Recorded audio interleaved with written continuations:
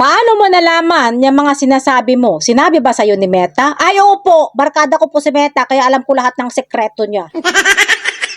Lahat po na gumagamit ng Facebook, meron pong nakalagay na policy and guidelines doon sa settings ng ating Facebook account na kailangan po natin pag-aralan para alam po natin yung mga bawal at hindi bawal. So dahil nga ang niche ko is tips and tutorial, araw-araw ko pong inaaral yung policy and guidelines ni Meta at nagre-research po ako para ma-share ko din po sa inyo. Pero kung ayaw mong manood sa akin or sa mga ibang nag-tutorial, turuan na lang po kita kung saan mo makikita yung mga policy and guidelines ni Meta para ikaw na lang din mismo ang magbasa at mag-research para alam mo din. Lalo na't content creator ka pa naman. So dito guys sa ating Facebook account, pindutin lang natin itong tatlong line. And then settings and privacy.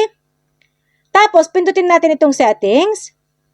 And then scroll lang natin doon sa pinakababa. At dito guys, makikita natin itong community standard. Pindutin natin. So dito guys, pwede nyo nang basahin lahat-lahat yung mga nandito. Scroll nyo lang siya hanggang doon sa baba. Yan, isa-isahin nyo yan hanggang doon sa baba, pinakababa. Tapos itong mga ito guys, pindutin nyo ito isa-isa para alam nyo kung ano yung mga bawal. Para maiwasan nyo yung pagkakaroon ng violation, demonetization, restriction, or deletion. So for example, pindutin lang natin itong bullying and harassment.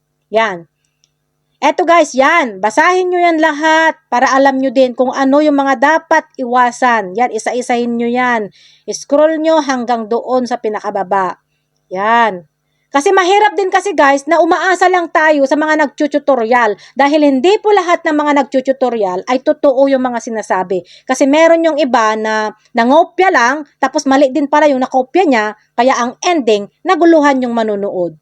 Kaya marami ang nagsasabi na bakit pa iba-iba yung mga sinasabi ng mga nag-tutorial. Kasi yung iba din guys kasi, hindi rin pare-pares kasi yung karanasan. Kaya iba-iba, parang iba-iba rin yung sinasabi. Kasi nga, hindi parehas. Nakadepende pa lang po kasi kami sa mga karanasan namin. Kaya nga, mas maganda pa rin na kayo mismo yung magbasa ng mga community standard ni Meta. Kaya ang maipapayo ko lang sa inyo guys is, hindi po lahat ng nag-tutorial ay kailangan mong paniwalaan.